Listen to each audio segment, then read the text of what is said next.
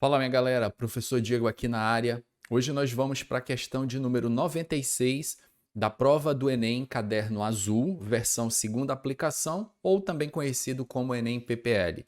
O enunciado diz: usando pressões extremamente altas, equivalentes às encontradas nas profundezas da Terra, ou em um planeta gigante, cientistas criaram um novo cristal capaz de armazenar quantidades enormes de energia.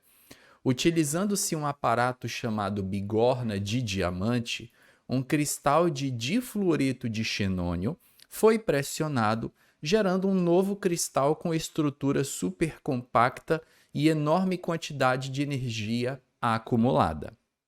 Embora as condições citadas sejam diferentes do cotidiano, o processo de acumulação de energia descrito é análogo ao da energia. E aí, na sequência, você tem as alternativas. Armazenada em um carrinho de montanha-russa durante o trajeto. Letra B, armazenada na água do reservatório de uma hidrelétrica. A C, liberada na queima de um palito de fósforo. D, gerada nos reatores das usinas nucleares. Ou é acumulada em uma mola comprimida. Galera, primeiro detalhe dessa questão é que essa questão ela é do Enem PPL de 2021, ou melhor, 2020, mas ela também apareceu na prova do Enem de 2010. Então nós tivemos aí uma questão que foi repetida. Então lembro que quando eu fui fazer essa prova, que eu acabei fazendo a segunda aplicação, quando eu olhei essa questão, eu digo, opa, peraí, que isso aqui eu já tinha resolvido. Em algum momento eu já tinha resolvido essa questão. Não lembrava ali na hora o ano. Ao sair da prova, fui pesquisar e percebi que essa questão era repetida. Então, o Enem cobrou exatamente a mesma questão, idêntica, sem tirar nem pôr duas vezes. O que nós temos aqui de interessante, galera? Essa questão ela pode ser resolvida com conhecimentos de química ou também com conhecimentos de física. Ele fala sobre uma substância chamada difluoreto de xenônio, um cristal de difluoreto de xenônio, e ele fala que essa substância foi pressionada e gerou um novo cristal com estrutura supercompacta e enorme quantidade de energia acumulada. O difluoreto de xenônio, galera, ele é uma molécula que apresenta geometria linear, tá? Vou explicar para vocês o porquê.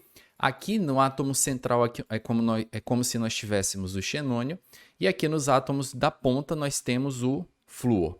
O xenônio ele é um gás nobre. Pelo fato dele ser um gás nobre, ele tem 8 elétrons na camada de valência. Então, um elétron se encontra nessa ponta, o outro elétron se encontra aqui. Então, aqui eu já desenhei 2 elétrons na estrutura. Então, você tem mais 6 elétrons para serem colocados ao redor do xenônio. 6 elétrons ou 3 pares. Vou colocar um par de elétrons aqui, o outro par de elétrons aqui e o outro par de elétrons aqui. Esses 3 pares de elétrons aqui nas extremidades, eles formam o que a gente chama de geometria trigonal plana. Então, é como se esses 3 pares de elétrons, deixa eu desenhar aqui com uma outra cor para vocês enxergarem um pouco melhor. Esses 3 pares de elétrons aqui, gente, ó, eles estão formando uma espécie de triângulo. Então, se você tirasse esses 2 átomos de flúor ligados ao xenônio e colocasse outros átomos conectados aqui nessas 3 extremidades, você teria uma geometria trigonal plana.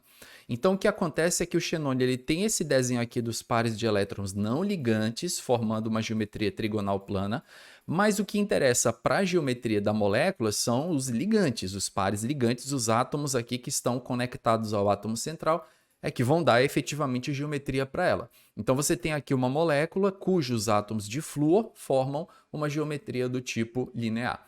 Então essa é a estrutura do difluoreto de xenônio. Bom, o difluoreto de xenônio é que ele se encontra ligado ao átomo de flúor. O flúor ele tem 7 elétrons na camada de valência, certo? Então a gente desenha aqui os 7 elétrons do flúor e aqui do outro lado os 7 elétrons na camada de valência do outro átomo de flúor, legal? Bom, esses átomos eles estão fazendo uma ligação química. No caso, essa ligação é uma ligação de caráter covalente. Toda ligação química, os átomos eles têm uma certa distância, que a gente chama de distância internuclear, tá bom? É como se fosse a distância entre os núcleos de xenônio e flúor. Ou o que é muito conhecido também na química com o nome de comprimento de ligação. Então, o xenônio e o flúor, eles têm uma certa distância entre eles. Eu vou colocar aqui de uma outra cor, vamos marcar aqui essa distância, vamos chamar essa distância aqui de distância D. Então, daqui até aqui, nós temos... Peraí, que ficou tudo azul, não ficou legal de enxergar, né? Vou trocar essa cor aqui para ficar mais bonitinho para todo mundo enxergar.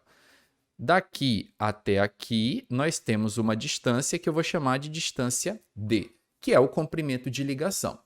O que ele fala aqui no enunciado é que essa estrutura ela foi pressionada, gerando uma estrutura supercompacta. Bom, quando você pressiona essa estrutura química, deixando ela mais compacta, o que você vai fazer basicamente é diminuir essa distância D, é diminuir o comprimento de ligação.